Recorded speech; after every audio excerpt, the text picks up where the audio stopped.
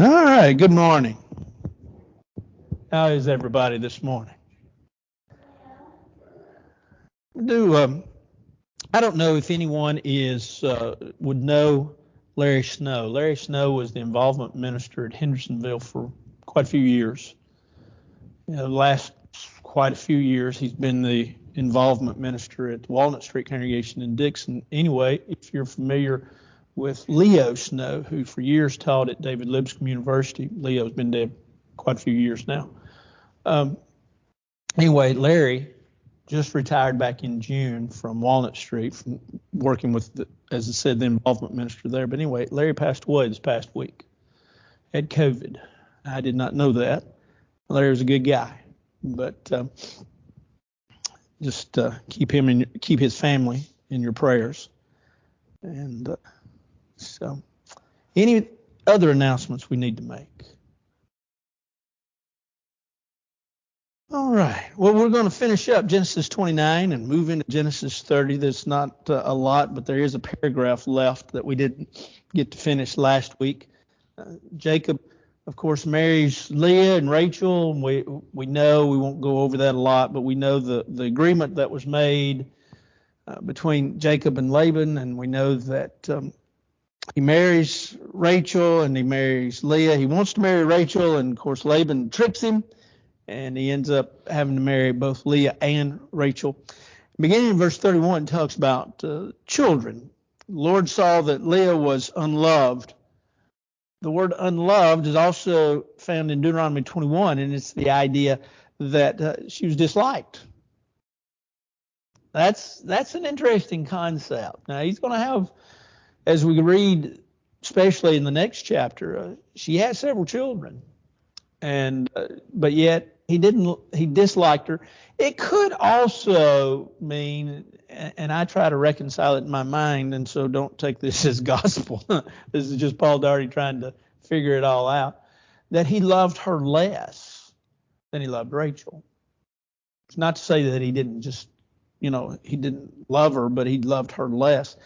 But it does say unloved, and like I say, it sort of is the idea of he disliked her, and some versions go as far as hated.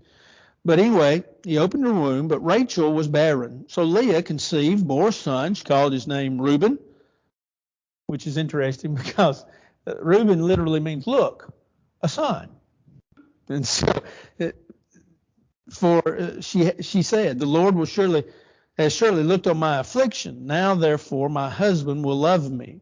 So you see, there's this understanding that he's not in love with her, maybe like he should be, and she knows that. And so she says, look, son, okay, Reuben, maybe he'll love me now. And verse 33, then she conceived again, bore a son, and said, because the Lord has heard that I am unloved, he has therefore given me this son also. And she called his name Simeon. The word heard is the word Shema. He's heard me, Shema. So Simeon is really what we would call the idea of being heard. She says, so she names her first son, a son, and the second one she says, I've been heard by God. She conceived again, verse 34, and she said, now this time my husband will become attached to me because I have borne him 3 sons. Therefore she named this son Levi, which means attached. And she conceived again, bore a son, and said, now I will be praised. Therefore she called his name Judah. Judah is the Hebrew word which means praised. And then she stopped bearing. You'll wonder why. But she had several children. She had several children by Jacob. She understood that she was not loved, and she was hoping that all this would help. And as far as we know, it sadly did not. Anything else? But,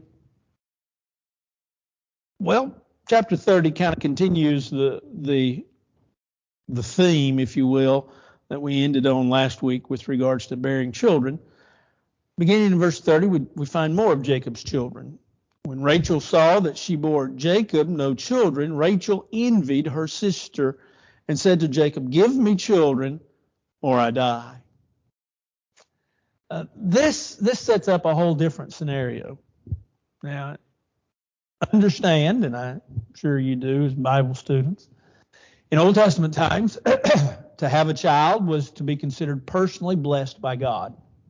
If you were a lady that you had a child, and as you had more children, you were considered more and more blessed by God. And if you didn't have any children, for whatever reason, but if you didn't have children, then you were not considered to have had that personal blessing from God. And so here Rachel is. She's the loved wife, if you will, and she's sitting back and she has no children. And she becomes envious. Notice it says that she envied. See, the problem is a favoritism here that is not bearing as much fruit as Rachel would want it. And so she becomes envious, and you might even say she becomes bitter. She's bitter at the whole idea. And she looks at Jacob and she says, "Give me children or I die," as if Jacob has some problem here. Now, Jacob, let's speak in frank terms for just a minute. Jacob evidently is somewhat fertile. I mean, Jacob's had no trouble having children with Leah. We don't know what Rachel's problem was, what her her physical problem, there you go, her physical problem was, but nevertheless, she's upset. And she expresses that frustration, as we all do. We have frustration. Every once in a while, my wife will call me, or every once in a while in the evening when we're together, as she calls it, she says, "I need to vent." "Yes, ma'am." And I know what that means. That means shut up and listen. And so we all do that from time to get frustrated. We have to vent. She vents towards Jacob, "Give me children or else I die." Jacob's anger was aroused against Rachel. And he said, "Am I in the place of God, who has withheld from you the fruit of the womb?" In other words, Jacob says, "Not my fault. Something about God. God's the one we should really be looking into blaming." And so she said, "Here is my maid, Bilhah. Go to her, and she will bear a child on my knees, that I may also have children by her." The idea of, and I had to really look this up and study this for a while, bear a child on my knees. That phrase is an idiomatic phrase, which just literally means that it'll be mine. It'll be like my child. She'll in essence, what we would say is almost, she'll be my surrogate. And so the child that she has then will be considered my child, which is interesting because when you look at the idea of a handmaid and a concubine, whatever they had, those children became the wife, if you will. They became the wife's children. And so she employs that custom of that day. In verse 45, it says, "Then she gave him Bilhah, her handmaid, as wife, and Jacob went in to her, and Bilhah conceived and bore Jacob a son. Then Rachel said, God's judged my case, and he has heard my voice, and he's given me a son. Therefore, she called his name Dan, or Dan means judged. And Rachel's maid, Bilhah, conceived again and bore Jacob a second son. Then Rachel said, with great wrestlings, I have wrestled with my sister, and indeed I have prevailed. So she called his name Naphtali, which of course means wrestled. There's not only a bitterness that has occurred because of all of this, but now there seemingly is a competition. Who can find favor with Jacob? Well, it's the one that has children. And so there's an unhealthy, if you will, competition that arises, because look now, beginning in verse 9. Leah saw that she had stopped bearing. She took Zilpah, her maid, and gave her to Jacob his wife, and Leah's maid, Zilpah, bore Jacob a son. Then Leah said, a troop comes So she called his name Gad, which simply means troop, or it can also mean good fortune. And Leah's maid, Zilpah, bore Jacob a second son. Then Leah said, I'm happy, for the daughters will be called blessed. So she called his name Asher. Asher means happy. So you see where, we're getting the 12 tribes of Israel, if you will, right? That's what we're getting to. And we all know that that's on down the road, but that's, of course, Jacob being Israel. That's where it comes from. Reuben went in the days of wheat harvest and found mandrakes in the field and brought them to his mother, Leah. And Rachel said to Leah, please give me some for your son's mandrakes, or of your son's mandrakes. Now, the day of wheat is considered what we would consider May. We would consider, we think of wheat, we think of harvest, and we think of early fall. But that's not when they harvested wheat in biblical times. And in that part of the world, it is what we would consider springtime. And so that was more of what we would consider a fall and winter crop.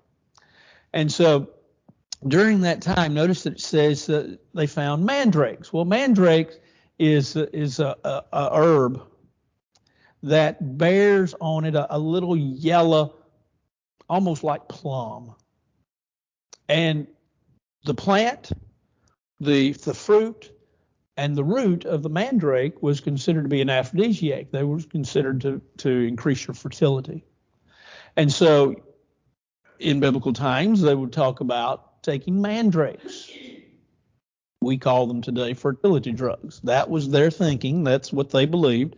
And so there's this idea that when Reuben comes and brings it to Leah, and then Rachel said to Leah, I want some of this too. Give me some of the mandrake. But she said to her, it's a small matter that you have taken away my husband. Would you take away my son's mandrakes also? So the unloved Leah sort of lashes out at Rachel, and Rachel evidently is still receiving a lot of the attention from Jacob, if not all of it. And so Leah says, look, you've taken away my husband.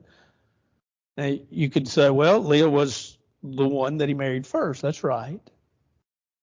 You could say, well, it's from that standpoint. But it could also go back to that idea of the attention. She was not the loved one. She was not the one that evidently he gave his attention to. And so she tells Rachel, she says, look, you've taken away my husband. She says, you want my son's mandrakes. You want more children. You want to become the real favorite. And so there's this competition that is so unhealthy that exists, this envy and this bitterness that's back and forth between these two ladies that are sisters. Sad to say. Anything else before we move on?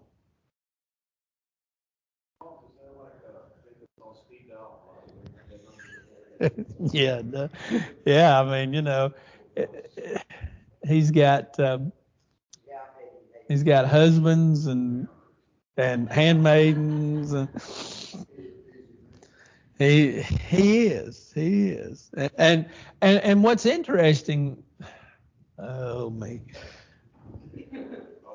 yeah, and that's a bad word too. Okay, I'll just say it, and y'all take it, and if you want to flog me, okay. What's interesting is he has all these children. Of course, let's also remember there's no TV, there's no entertainment. Doo-dah. But he has all these children. But he evidently, as we'll see later on, when he wants to leave Laban, he evidently was considered a good worker by Laban. So he's a good worker. He was good hand, farm hand. And so he was a man that okay, go ahead, shut up. But that's a thought there. Anything else? So Jacob came out of the field in the evening. Leah went out to meet him and said, you must come in to me, for I have surely hired you with my son's mandrakes. And he lay with her that night.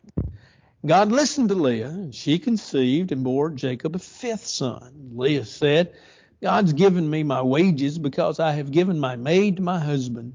So she called his name Issachar. Issachar simply means wages, right? Wages. Then Leah conceived again and bore Jacob a sixth son, and Leah said, God has endowed me with a good endowment now. My husband will dwell with me because I have borne him 6 sons. So she called his name Zebulun. Want to guess? Dwelling. Afterwards, she bore a daughter and called her name Dinah. Now, this is interesting. Yeah, well, we finally got to one. Dinah, you know what that means? Judgment. Then God remembered Rachel, and God listened to her and opened her womb. Prayers made, prayers answered. And she conceived and bore a son and said, God has taken away my reproach. God's taken away my disgraceful stigma, my reproach. And so she called his name Joseph. Want to guess? He's added. Joseph means he will add. And said, the Lord shall add to me another son. So you have all the children. You have the 12 tribes. Like we said a while ago, Jacob, of course, his name will be changed to Israel. And we wonder where we got the 12 tribes and the division of all that. And I know you're good enough Bible students that you knew these names. And now, if you hadn't in a while, you've put the story together. You're seeing where they all came from. Anything else? Really, in many ways, it's straightforward.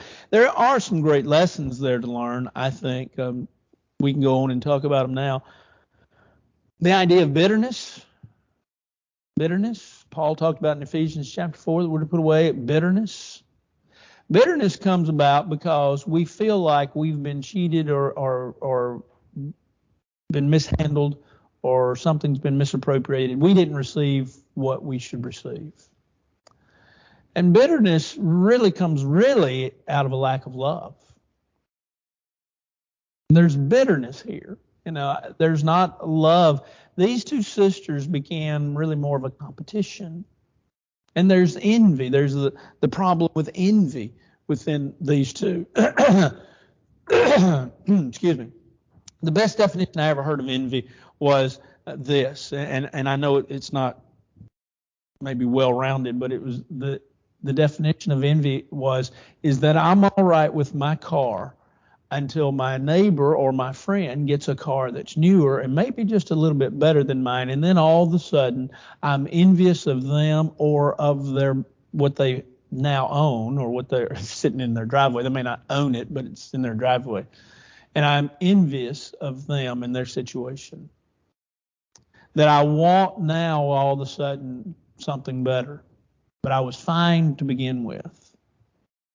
Well, that's like I say, that definition has some holes in it, but that gives you the idea of what's going on here. Rachel all of a sudden is envious. Verse 1 says, envied Leah. Life was all right for a little while. She had the love of her husband. She's going along fine, and now all of a sudden things aren't working out. And envy is a terrible trait. It's a terrible characteristic. So many people have it. We want more. We want bigger, better, and we want more because somebody has got something else that we don't have, but we want. And it caused problems with these two ladies. And it shouldn't have. Anything else. But those are two good lessons. Put away bitterness and put away envy from your life. It came to pass, then in verse 25, when Rachel had borne Joseph, Jacob said to Laban, send me away that I may go to my place in my country. Give me my wives and my children for whom I have served you, and let me go. For you know my service which I have done for you. This is an interesting concept because Laban still really must consider Jacob under contract, as we would say it today, more of a hired contracted worker than a servant. If it was a servant, a slave could have left. But all of the children and all of the belongings would have stayed with the master. because everything was the master's, even your wife. But Jacob is going to ask to leave, and notice what he says: "Give me my wives, my children, for whom I've served you. Give me what's mine." So there's evidently sort of what we would consider more of a contractual agreement between Laban and Joseph or Jacob, more than anybody or anything. And so Laban said to him, "Please stay, if I found favor in your eyes, for I've learned my experience that the Lord has blessed me for your sake." Then he said, "Name me your wages, and I'll give it." He realizes probably several things. Laban, that is, realizes several things. First of all, if Jacob leaves, there goes the grandchildren, right? If Jacob leaves, there goes my daughters. There goes everything I love. There goes what's dear to me. But not only that, but then you also have the aspect of saying, well, if Jacob leaves, then I've lost a great worker. And so the statement that he makes is, at least to me, fascinating. And we wonder the truth of it, or I do. You may not, I do. In verse 27, when he says, "I have learned by experience that the Lord has blessed me for your sake." He recognizes God. Now, why I doubt the sincerity of this is because of something that's going to come up in just a few minutes, if not probably next week. And that is that when they all pack up to leave, Rachel, do you remember what she takes? She takes basically the house idols. And he's upset. Now, we'll talk about them when we get there. But that would be an indication that maybe he hasn't given God his just desserts. He's holding on maybe to both, or maybe he's just telling another one. He was not honest, if you will, with Jacob to begin with. And so now, maybe he's just saying this. But you would hope that he would truly mean what he says, because basically he's saying, I've learned my lesson. I've learned from the past. In order for us to learn from the past, a lot of things have to happen, don't they? First of all, we have to have a past. We all do. Second of all, there has to be involvement in something. If we stand afar off, we usually don't see anything. But thirdly, there has to be, and most importantly, there has to be a little time of meditation and self-examination. And when we have that time of self-examination and meditation, we begin to learn. It's not to say that we're not going to repeat the same lessons or the same things again, but it is to say, hopefully, that we've learned so that we don't. And so with a little time, maybe he has sat back. Maybe Laban has sat back and he's thought, life was all right before Jacob. We got along. But we've really been doing well since Jacob's here. Now, let's ask him, in fact, is it Jacob? Or is it this God that he espouses to follow? Or is it Jacob and his God that he espouses to follow? And so there would have been that time of meditation, that time of thinking, that time of self-examination and seeing. And so while I am at least, and like I say, you may not, and that's fine, but I am at least skeptical in what he says. It does give us food for thought to think that from time to time we need to sit back and think about what we've learned. I think one of my favorite books, and I guess they're all my favorites, but one of my favorite books is Philippians, where Paul talks about rejoice and be happy. And when we talk about that, we talk about how that Paul talked about rejoicing and being happy, and yet Paul was in imprisonment. He was in Roman imprisonment. And how could he talk about that? Well, I think there are 2-3 keys through the book of Philippians that give us the answer. And one of them is found in Philippians chapter 4, where Paul says, I have learned in whatsoever state I am, therewith to be content. Now, the content there is contentment is the idea of happy. But notice what he says, I've learned. The idea of learning is, how do we learn? Well, we learn through reading books, right? We learn through going to school, but we also learn through experience, through what happens to us. And the word that Paul uses there for learned is not the idea of books. It's the idea of past experience, my failures, my shortcomings, looking around and seeing my life, but also seeing the life of others. Paul says, I have learned to be content. I've learned to be happy. Well, we would hope that life would teach us lessons. And as we would go, we would improve. And so, while, like I say, I'm skeptical of Laban's statement, I still think it's a great tool to think about with regards to our lives. Anything anybody like to say or add or even take away from?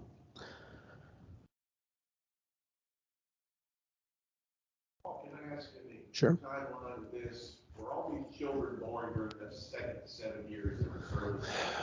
When it gets to be birthday time, we're going to have several boys. Well, there is a 20-year period where Jacob is with Laban, so it's in that time frame. But think about it, he's already served 7, so you've only got a 14-year window where he's had all these children. So yeah, there's probably duplicates, and if you look at, I'll get myself in trouble again, but if you look at science and you look at a lady's fertility, they tend to have children close to the same time. Like I'll just use my family for example. My sister's birthday's in April, and I'm in May. For 7 years. He worked. There's no children. Right, he worked. That's right. 7 years. There would have been 14 more if there was 20 years. Well, 13 more. He worked the first 7 years, and then that last period of time in between the 7th year and the 20th year. Right, that's right.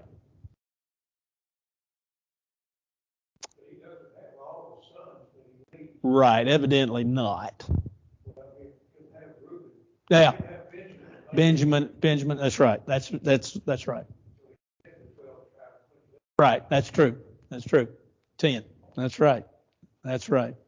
Need to make that point. That's exactly right. Anything else? All very good. Well, and also notice the fact in verse 28, he basically says, name your wages and I'll get them to you. I'll get them to you. Jacob said to him in verse 29, you know how I have served you and how your livestock has been with me. For what you have had before I came, was little, and it has increased a great amount. The Lord has blessed you since my coming.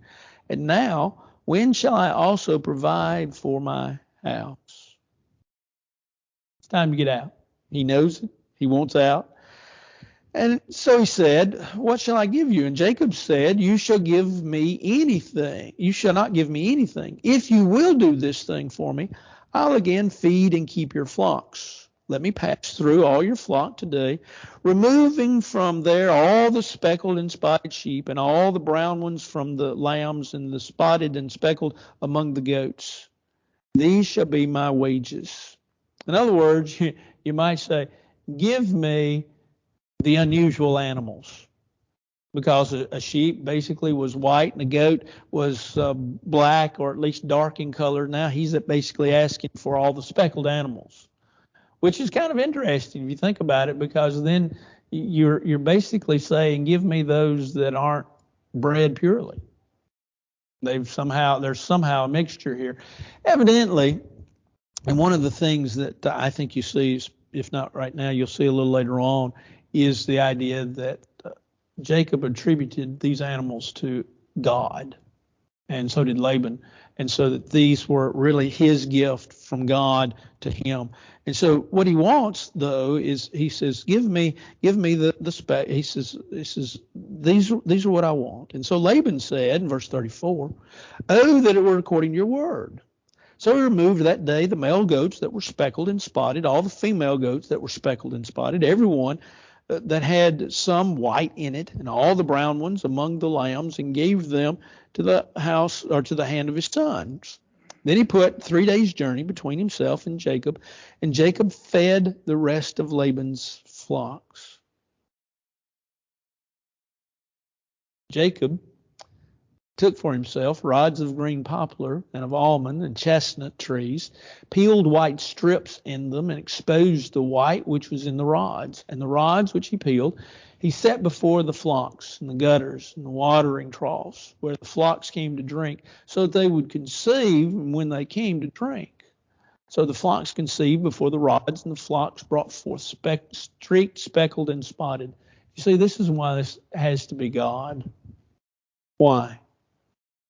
There's no scientific basis for putting plants and so forth where animals drink and causing a difference in the animals.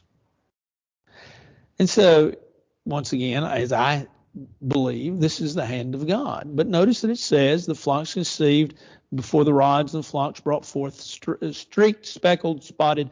Jacob separated the lambs, made the flocks face towards the streaked and all the brown in the flock of Laban, but he put his own flocks by themselves and did not put them with Laban's flock. So there's this division of the animals. There's this payment that he's going to get. Jacob is going to receive a good amount as he goes home, if you will, in the next chapter. But he's going to be blessed by this the work that he's done, and blessed by God. So it came to pass, whenever the stronger livestock conceived, that Jacob placed the rods before the eyes of the livestock in the gutters, that they might conceive among the rods. And when the flocks were feeble, he did not put them in. So the feebler were Laban's, and the stronger were Jacob's. So you see, he's getting back now at Laban. What he's doing is, he's saying, I'm going to take the better. I'm going to get the better. I'm going to leave my father-in-law, and I'm going to leave him with those animals that aren't as strong and aren't as good. Thus the man became exceedingly prosperous and had large flocks, female and male servants, and camels and donkeys. So he's blessed. He's blessed as he goes on his way. Anything anybody like to say about that? Well, one of the great lessons, we try to learn great lessons from them. One of the great lessons, at least for me, is honesty. Where is the honesty? Where's the honesty in Laban? Where's the honesty in Jacob? It's not there, is it? It's not there. It should be. We should be honest people. Those that follow God should be honest people. Bought something yesterday at the store. It turned out that it didn't work. It should have worked, but it didn't work for what I had. It was a replacement piece for something, and it didn't work. And so I got to looking on the receipt, because the store I bought it at, it was a self-checkout. They all are now. I'm looking for a lot of W-2s from a lot of different companies, aren't you? Because we work for a lot of companies now. We check out ourselves in places. I do know some of these stores next year, we're going to also become the stockers. We're going to stock their shelves. A little humor there. But yeah. Ken's got me taken care of. So I didn't go to Ken's place yesterday. There you go. Yeah. Need to do that. Yeah. I was at Ken's place. I know it. Yeah. But, and I jest. You get rid. That's right. So I jest. But I got to looking, and I said, and I had quite a few things that I bought. I thought, oh no, I didn't pay for this thing, because I was looking to see how much I paid for it, because there was not a tag on it or a price on where I picked it up from. And I said, I got to carry this thing back and say, I didn't pay for it, but I don't want it. But I found where I did pay for it. And I thought, oh, that's better. Back years ago, Suzanne and I, and Ethan may have been little, I can't remember. We were on vacation. We were actually in Chattanooga. And we got our meal. And I had sat down. I guess Ethan was with us and he was little. And Ethan and I were sitting at the table. And Suzanne had, for whatever reason, she never does, but she had that time. She had stayed up the counter and she was bringing it back. And she gave me the wallet back. And I didn't think anything about it. Just stuck the wallet in my pocket and stuck the, receipt was sitting right there and didn't think anything about it. And then something was said and I got to looking at it and I said, we got a problem. And she said, what's that? I said, they didn't charge us for something. I forgot what. And so you got to understand, Suzanne's a wonderful lady, and she'll fight a tiger. She went up there and she said, I need to pay for whatever it was. We were at a Bojangles, I remember that, but whatever it was. And she said, I need to pay for it. They thought she was crazy. I told them, well, I knew that a long time ago. No, but they thought she was crazy because she was trying to pay for something that we were eating or had eaten, and that they hadn't charged us for. And they basically said, go away, leave us alone. And they wouldn't charge us for it because they thought that she was a crazy lady. But honesty is really, it's the best policy. Once you're honest, you don't have to worry about anything else. And so we have to be honest. Honesty above all things. Put away lying. Part of being dishonest is lying. And Paul said in Ephesians 4, put away lying. Speak truth every man with his neighbor.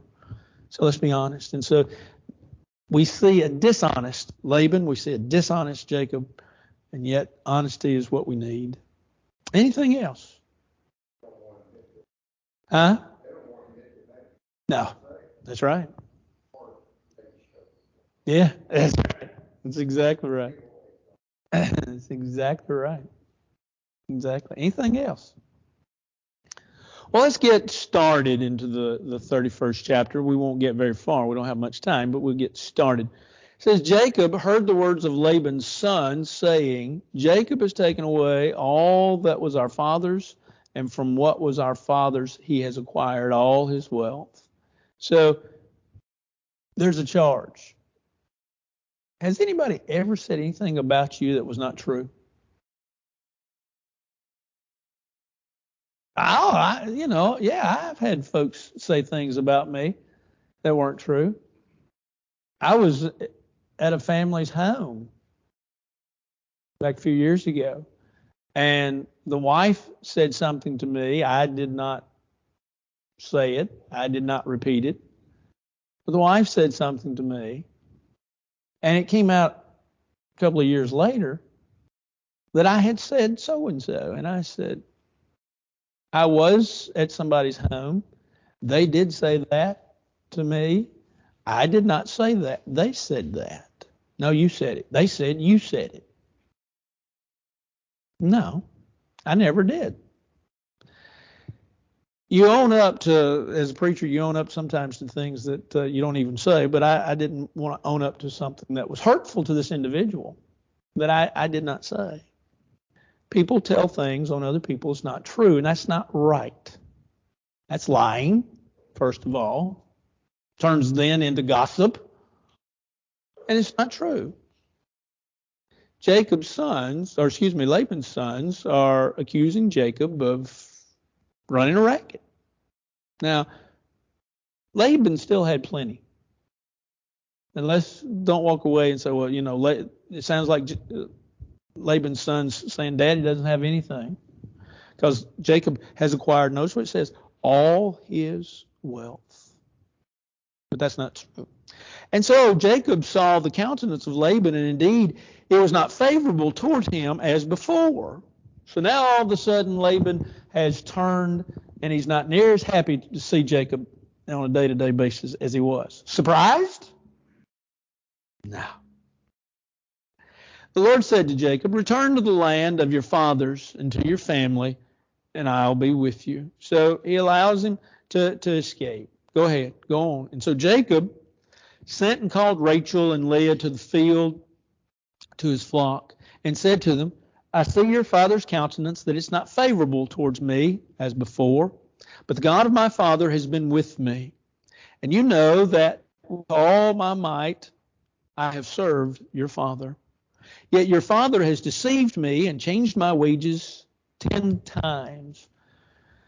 Did he change his wages 10 times? Well, we don't have a record of that. It's very possible that that's true, but that could also be just sort of an idiomatic expression. You know that your dad changed my wages. And it could be that he did change his wages several times. And so it could be, you could take it literally, he changed them 10 times, or it could have changed it several times. And he just makes the statement, he's changed it 10 times. But evidently there is a change of the wages. God did not allow him to hurt me. If he said thus, the speckled will be your wages, then all the flocks bore speckled. And if he said thus, the streaked shall be your wages, then all the flocks bore streaked. So God has taken away the livestock of your father and given them to me. See, that's why I said a while ago that this is from God. Jacob says, this is from God. This is God. This is God's justice. We could stop right there, and we probably need to for a second, and talk about the justice of God. God is fair and equal. Well, preacher, I don't see that. I don't see how God is fair and equal, because there are a lot of rich people in this world, and they have a lot of things, and they get to go places and do things and have things, and there's a lot of Christians that don't have things, and they don't get to go a lot of places, and they don't have a lot of things, and so consequently, I don't believe that, would be the statement by some. But we should remember that God does not judge us nor settle our accounts in the fall. In other words, God does not sit here and say, well, okay, everybody should be equal and fair. Did you read in your daily Bible study of the book of Acts this week, in Acts 4, where it said they sold all things and had all things equal? Did it strike you of socialism? It's not. I'm not going to preach on that. I'll probably come back to it. But we need to be careful in saying, well, all the church everybody needs to sell all their things and everybody needs to be equal. That's not the way it works. But it is to say that Jacob is saying, you need to understand, God has taken care of me. God has blessed me. And so, as he throws out these examples, well, if your dad said speckled, look what we had. We had speckled. He said spotted, look what we had. We had spotted. God gave them to me. And it happened, verse 10, at the time when the flocks conceived, that I lifted my eyes and saw in a dream, and behold, the rams which leaped upon the flocks were streaked, speckled, and gray spotted. And the angel of God spoke to me in a dream, saying, Jacob. And I said, here I am. And he said, lift up your eyes now and see all the rams which leap in the flocks are streaked, speckled, and gray spotted. For I have seen all that Laban is doing to you. I am the God of Bethel, where you anointed the pillar and where you made a vow to me. Now rise, get out of this land and return to the land of your family. Rachel and Leah answered and said to him, is there any portion or inheritance for us in our father's house? Are we not considered strangers by him? For he has sold us and also completely consumed our money. For all these riches which God has taken from our father are really ours and our children's. Now then, whatever God has said to you, do it. So in other words, the sisters, if you will, all of a sudden are in cahoots with each other. Why? Love and loyalty to a husband. When you get down to it, that's what it is. Oh, yeah. Daddy mistreated you. Isn't it sad? And there is a modicum of truth to the fact that we're all dysfunctional. But isn't dysfunctional families that are severely dysfunctional, isn't it sad? And this maybe seems to be one. But Rachel and Leah love her husband. They say, okay. And so let me get through the next 3 or 4 verses, because that ends kind of the paragraph. Jacob rose, set his sons and his wives on camels, and he carried away all his livestock and all his possessions which he had gained, his acquired livestock which he had gained in Paddan Aram, to go to his father Isaac to the land of Canaan. Now Laban had gone to shear his sheep, and Rachel had stolen the household idols that were her father's. And Jacob stole away unknown to Laban the Syrian, that he did not tell him that he had intended to flee. So Jacob goes away in the middle of the night. The first congregation I ever worked for, we had a lady that was older, and on Wednesday night she was at church. Saturday morning, I received a phone call from one of the members. Hey, do you know that so-and-so moved? No. Yeah, they moved out of town. They moved to so-and-so. Well, how do you know? Well, I just found out just a while ago. This lady moved, not literally in the middle of the night, but she came to church on Wednesday night. She didn't tell anybody. She moved the next day. She knew she was moving. She didn't tell anybody. She didn't want anybody to know. She came back about 3, 4, 5 months later. She said, yeah, I jokingly tell everybody we moved in the middle of the night so nobody would know. Well, Jacob sort of gets this idea, okay, we're leaving. And so while Laban is off shearing the sheep, and as best we can tell when we get positions, he's about 3 days away. And so, in other words, Jacob, when he gets ready to go home, has a 3-day head start on Laban. And so he fled with all that he had. He arose and crossed the river and headed toward the mountains of Gilead. And that's where we will stop. And we will start in Genesis chapter 31, verse 22. Next week, but it gives us the idea, the teaching there, that it's sad how families react, and we learn the lesson of be careful, treat everybody with kindness. I have only one daughter-in-law, but I tell her she's my favorite. She's my favorite daughter-in-law, and she appreciates that. I actually got that from my dad. My dad, of course, had one son and one daughter. And he always would tell Carol, you're my favorite daughter. And he'd tell me, you're my favorite son. And he'd tell my brother-in-law, you're my favorite son-in-law. And he'd tell Suzanne, you're my favorite daughter-in-law. And so, and all 3 of his grandchildren were his favorites. He didn't have a favorite grandchild. So, but anyway, family needs to learn to love and to get along. And this family has problems. But what does it tell us? It tells us that, okay, if your family is considered dysfunctional today, that there was dysfunction even in the Old Testament. You just need to work through it. Anything else? All right, well, let's bow right quick. Our Father in heaven, we're so thankful for this day, for the blessing of it, for the opportunity to study your word. And as we saw today in the story, there was bitterness and envy and dysfunction, and there's sadness, and there's so many things that are there that so many times creep into our lives as well. But we ask that you help us to have hearts that are pure, hearts that are molded after your Son, and hearts that truly are pure and follow you in everything and in every way. Ask that you be with us now, watch over us, bless us, and keep us, and hold us as we hold to you. For this is our prayer in Christ's name. Amen. Y'all have a great week. Thank y'all.